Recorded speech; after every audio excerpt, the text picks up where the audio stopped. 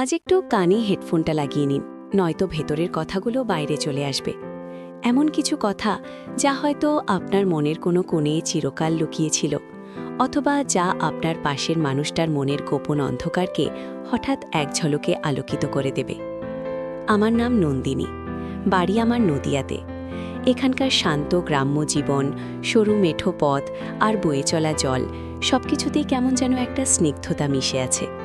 কিন্তু সেই স্নিগ্ধতার আড়ালে আমার জীবনে লুকিয়ে আছে এক এমন ঝড় যা আমাকে প্রায় প্রতিদিন ছিন্ন ভিন্ন করে দেয়। আমি যখন আয়নার সামনে দাঁড়াই তখন নিজের শরীরটা খুঁটিয়ে দেখি। 40 পেরিয়ে গেলেও এখনও বেশ টানটান, ছিপছিপে বলা চলে। বয়স যেন আমার লাবণ্যকে ছুঁতে পারেনি। আজকের দিনটা তেমনই মেঘলা, ভেটলের আবহাওয়ার মতোই। একটা হালকা কমলা রঙের শাড়ি পরেছি, আঁচলটা আলগা করে এক কাঁধে ফেলা। শাড়ির পাটটা কালো সুতো দিয়ে বোনা, তাতে রূপালি কাজ, ঠিক যেমন আমার জীবন, বাইরে থেকে ঝলমলে কিন্তু ভেতরে কালোর গভীরতা। এই শাড়িটা পরলে কেমন যেন একটা অদ্ভুত আরাম আর একই সাথে অস্বস্তি হয়। আঁচলটা একটু ফাঁক করে দিলে কাঁধ থেকে বুক পর্যন্ত যে নরম ভাঁজগুলো দেখা যায়, তা আমি নিজেই মাঝে মাঝে আয়নার সামনে দাঁড়িয়ে গভীর চোখে দেখি। মনে হয় এই শাড়ির ভাঁজে ভাঁজে যেন আমার সমস্ত গোপন ইচ্ছেগুলো লেখা আছে। চুলগুলো অবাধ্যভাবে পিঠের ওপর ছড়ানো। এই চুলই একসময় আমার আনন্দের সাক্ষী ছিল, আর এখন এই চুলের আড়ালে আমার সব কষ্ট লুকিয়ে থাকে। গলায় একটা হালকা চেনের লকেট, তাতে আমার আর আমার স্বামীর বিয়ের প্রথম দিনের ছবি। কেমন একটা নিষ্ঠুর পরিহাসের মতো মনে হয় এখন। সবকিছু ঠিকঠাকই তো ছিল, কিন্তু কখন কিভাবে যেন সব ওলটপালট হয়ে গেল। ভাবতে বসি, কোথায় সেই ভুলটা ছিল? কোথায় সেই মুহূর্ত যখন আবেগ আর বিবেকের সীমানাটা মিশে একাকার হয়ে গিয়েছিল? আমার জীবনে সবকিছুই নিয়মমাফিক ছিল। ভালোবেসে বিয়ে, সুখের সংসার, শ্বশুরবাড়িতে সকলের স্নেহ, আর 5টা সাধারণ বাঙালি বাড়ির মতোই আমাদের সংসার। কর্তা অফিসের কাজ নিয়ে ব্যস্ত থাকতেন, আর আমি ছিলাম সংসারের খুঁটি। রান্নাঘর থেকে ঠাকুরঘর সবখানেই আমার অবাধ হানাগোনা। কিন্তু সেই খুঁটির নিচেই যে এক গভীরে ফাটল ধরবে তা কে জানত? এই যে আমার ঠোঁটের কোণে হাসিটা দেখেছেন, এটা শুধু একটা মুখোশ, ভেতরে একটা কান্নার নদী বয়ে চলে। আপনারা কি জানেন কত মানুষের জীবনে এই রকম গোপন নদী বয়ে চলে? হয়তো পাশের মানুষটার মনেও কোনো এক অচেনা ঢেউ তোলপাড় করছে, যা আপনি কোনোদিন জানতেও পারবেন না। এটা সত্যিই খুব কঠিন।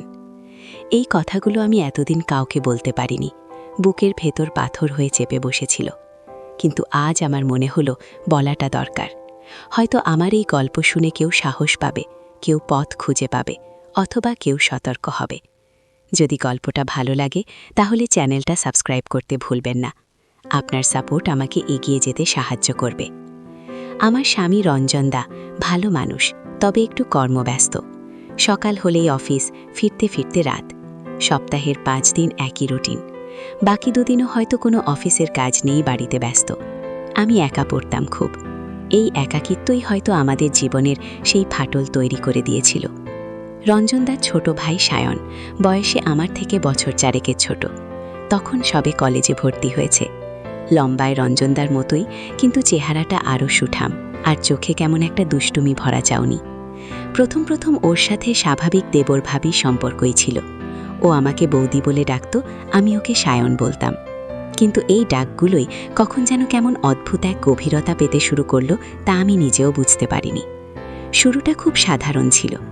রঞ্জনদা অফিস থেকে ফিরতে দেরি হলে সায়ন আমার সাথে বসে গল্প করত। আমাদের বাড়িতে টিভি দেখা বা গল্প করার জন্য খুব একটা লোক ছিল না।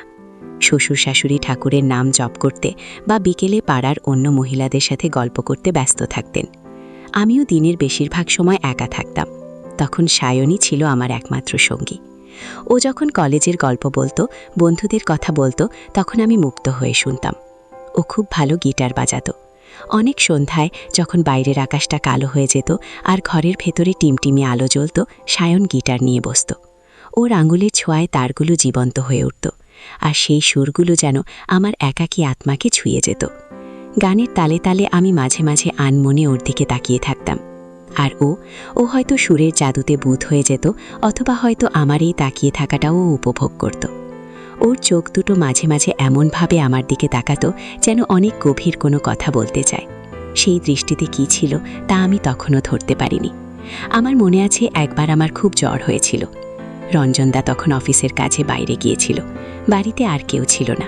সায়নী আমার কাছে বসেছিল, মাথায় ভেজা কাপড় দিয়ে জ্বর কমানোর চেষ্টা করছিল। ওর নরম হাতে ছোঁয়ায় কেমন যেন একটা অদ্ভুত অনুভূতি হয়েছিল আমার, একটা শিহরণ সারা শরীরে বয়ে গিয়েছিল। সেই দিন প্রথমবার ওর সাথে এমন নিবিড় নৈকট্য অনুভব করেছিলাম। ওর চোখের গভীরে আমি এক অদ্ভুত ব্যাকুলতা দেখেছিলাম। সেই রাতটা ছিল খুব লম্বা, আমি ঘুমাতে পারছিলাম না, আর সায়নও আমার পাশে চুপ করে বসেছিল। ভোরের দিকে যখন জ্বরটা একটু কমল, তখন ও আমার কপালে হাত রেখে দেখল। সেই স্পর্শে যেন একটা অন্যরকম ভাষা ছিল। কোনো কথা বলেনি, শুধু তার হাতটা আমার কপালে কিছুক্ষণ ধরে রেখেছিল। আমি চোখ বুজে সেই স্পর্শটা অনুভব করেছিলাম। এরপর থেকে সায়ন আরও বেশি আমার খেয়াল রাখতে শুরু করল। রঞ্জনদা যখন বাড়িতে থাকতো না, তখন যেন ও আমার আরও কাছাকাছি আসার সুযোগ খুঁজত। রান্নাঘরে আমি যখন কাজ করতাম, ও এসে হঠাৎ আমার পাশে দাঁড়াতো। বাজার থেকে কোনো সবজি এনে বলতো, বৌদি এটা কেটে দেবে। তারপর সেই সবজি কাটতে কাটতে আমাদের মধ্যে অল্প অল্প কথা হতো। ওর নিঃশ্বাস আমি আমার ঘাড়ে অনুভব করতে পারতাম। কেমন একটা মিষ্টি গন্ধ শরীর থেকে আসতো, যা আমার মনকে কেমন যেন চঞ্চল করে দিত। আমি নিজেকে সংযত রাখার চেষ্টা করতাম, কিন্তু এই অনুভূতিগুলো আমার নিয়ন্ত্রণের বাইরে চলে যাচ্ছিল। আমি নিজেও বুঝতে পারছিলাম না কেন আমার মন বারবার সায়নের দিকে ঝুঁকছে। হয়তো একাকিত্ব, হয়তো অবহেলা, অথবা হয়তো সায়নের সেই অদ্ভুত দৃষ্টি, যা আমার ভেতরের সুপ্ত আকাঙ্ক্ষাকে জাগিয়ে তুলছিল। একদিন বিকেলে ছাদে কাপড় তুলতে গেছি। সায়নও এসে পাশে দাঁড়ালো। মেঘলা আকাশ, ঝোড়ো হাওয়া বইছে। হঠাৎ করে এক পশলা বৃষ্টি নামল। আমরা দুজনেই ছাদের কোণে একটা ছাউনির নিচে গিয়ে দাঁড়ালাম। বৃষ্টি যেন আমাদের আরও কাছাকাছি নিয়ে এলো। ওর শরীর থেকে ভেজা মাটির গন্ধ আসছিল। ও হঠাৎ আমার দিকে ঘুরে দাঁড়ালো। ওর চোখে সেই পরিচিত ব্যাকুলতা, যা আমি বেশ কয়েকদিন ধরে লক্ষ্য করছিলাম। ও কিছু বলতে চাইছিল, কিন্তু ওর গলা থেকে কোনো শব্দ বেরোচ্ছিল না। আমি ওর চোখে চোখ রেখেছিলাম। সেই মুহূর্তটা যেন স্থির হয়ে গিয়েছিল। বৃষ্টি পড়ছিল অবিরাম, আর আমাদের মনের ভেতরেও যেন এক অজানা ঝড় বয়ে যাচ্ছিল। ও খুব ধীরে ধীরে আমার দিকে হাত বাড়ালো, আমার হাতটা ধরে ফেলল। ওর আঙুলগুলো আমার হাতের ওপর কেমন যেন একটা উষ্ণতা ছড়ালো। আমি জানি আমার হাত সরিয়ে দেওয়া উচিত ছিল, কিন্তু আমি পারিনি। মনে হচ্ছিল এই স্পর্শের জন্য আমি যেন কতদিন ধরে অপেক্ষা করছিলাম। ও আমার দিকে আরও একটু ঝুঁকে এলো। ওর নিঃশ্বাস আমার গালে এসে পড়ছিল। কেমন একটা মিষ্টি নেশা আমাকে ঘিরে ধরছিল। ও খুব নিচু স্বরে বলল, বৌদি, তুমি কি জানো না আমি তোমাকে... কথাটা শেষ করতে পারিনি। আমি ওর ঠোঁটের উপর আমার আঙুল রাখলাম। চুপ কর সায়ন, আমি ফিসফিস করে বলেছিলাম। কিন্তু আমার সেই নিষেধের পেছনে কোনো রাগ ছিল না, ছিল এক অজানা আকর্ষণ আর ভয়। আমরা দুজনেই চুপ করে দাঁড়িয়েছিলাম। ওর হাতের উষ্ণতা আমার মনকে আরও অস্থির করে তুলছিল। সেই দিন থেকেই যেন আমাদের সম্পর্কটা এক অন্য মোড় নিল। এরপর থেকে আমাদের দেখা হওয়া, কথা বলা, সবকিছুতে যেন একটা গোপন উত্তেজনা মিশে থাকত। রঞ্জনদা যখন বাড়ি থাকতো না, তখন আমরা সুযোগ খুঁজতাম কাছাকাছি আসার। কখনো মাঝরাতে রান্নাঘর থেকে জল নিতে গেলে দেখতাম ও ড্রয়িং রুমে বসে আছে। ও আমাকে দেখে হাসত, আর সেই হাসিটা যেন আমার ভেতরে সব ঘুমন্ত আবেগ জাগিয়ে দিত। আমরা একান্তে কথা বলতাম। সেই কথাগুলো ছিল সাধারণ, কিন্তু তার ভেতরের সুরটা ছিল গভীর, প্রেমময়। ওর হাত আমার অজান্তেই আমার হাতে এসে পড়ত। ওর শরীর আমার শরীরের খুব কাছাকাছি এসে যেত। আমরা একে অপরের নিঃশ্বাসের শব্দ শুনতে পেতাম। সেই দিনগুলোতে আমার ঘুম হারাম হয়ে গিয়েছিল। আমি জানতাম এটা ভুল। আমি রঞ্জনদার সাথে বিশ্বাসঘাতকতা করছি, কিন্তু সায়নের সান্নিধ্য আমাকে এমন এক অদ্ভুত তৃপ্তি দিত, যা আমি আগে কোনোদিন অনুভব করিনি। ওর চোখের দিকে তাকালে মনে হতো ও যেন আমার সব কথা বুঝতে পারছে, আমার সব দুঃখ অনুভব করতে পারছে। আমার একাকিত্বের সঙ্গী হয়ে উঠেছিল সায়ন। আমাদের এই গোপন অভিসারগুলো ধীরে ধীরে আরও তীব্র হতে শুরু করলো। রাতের আধারে যখন বাড়ির সবাই ঘুমে আচ্ছন্ন, তখন মাঝে মাঝে আমাদের দেখা হতো রান্নাঘরে বা ছাদের চিলে কোঠার ঘরে। চাঁদের আবছা আলোয় ওর মুখটা কেমন যেন আরও মায়াবী লাগত। সেই সময়গুলোতে আমরা নিজেদের সব কথা ভাগ করে নিতাম। ও বলতো স্বপ্নের কথা, আর আমি আমার ভেতরের অব্যক্ত কষ্টগুলোর কথা। ও আমার হাত ধরে আশ্বাস দিত, আমাকে জড়িয়ে ধরে সান্ত্বনা দিত। সেই স্পর্শগুলো আমাকে এক অদ্ভুত শান্তি দিত, যা আমার দাম্পত্য জীবনে আমি হারিয়ে ফেলেছিলাম। কিন্তু একই সাথে আমার মনে ভয় আর অপরাধ বোধ জেগে বসছিল। আমি জানি এই সম্পর্ক সমাজের চোখে নিন্দনীয়, এটা আমার পরিবারের জন্য অপমানজনক। একদিন আমি ছাদে একা বসে আকাশের দিকে তাকিয়েছিলাম। সায়ন এসে আমার পাশে বসল। ওর হাতে একটা গিটার ছিল। ও একটা মন ছুঁয়ে যাওয়া গান গাইতে শুরু করলো। গানের প্রতিটি শব্দ যেন আমার জন্য লেখা। গান শেষ হলে ও আমার হাতটা ধরেছিল। বৌদি, তুমি কি জানো, তুমি আমার জীবনে আসার পর সবকিছু বদলে গেছে। ওর গলার স্বর কেমন যেন ভারী লাগছিল। আমি উত্তর দিতে পারিনি, শুধু ওর দিতে তাকিয়েছিলাম। ও আমার হাতটা ওর বুকের কাছে নিয়ে গিয়েছিল। আমি ওর হৃৎপিণ্ডের দ্রুত স্পন্দন অনুভব করছিলাম। সেই মুহূর্তে আমি যেন ভুলে গিয়েছিলাম আমার সব কর্তব্য, সব ভয়। শুধু মনে হয়েছিল এই মুহূর্তে আমি ওর কাছেই থাকতে চাই। কিন্তু হঠাৎ করেই একটা কড়া শব্দে আমার ঘোর কাটল। রঞ্জনদা সিঁড়ি দিয়ে উঠে আসছিল। আমরা দ্রুত হাত ছেড়ে দূরে সরে বসলাম। রঞ্জনদা এসে আমাদের দেখে একটু অবাক হলেও কিছু বলল না, শুধু বলল, এত রাতে এখানে কি করছিস তোরা? সায়ন দ্রুত একটা অজুহাত দিল। বৌদি আকাশ দেখছিল, আমি ওর সাথে একটু গল্প করতে এলাম। রঞ্জনদা তেমন সন্দেহ করেনি, কিন্তু আমার বুকের ভেতরটা থুকপুক করছিল।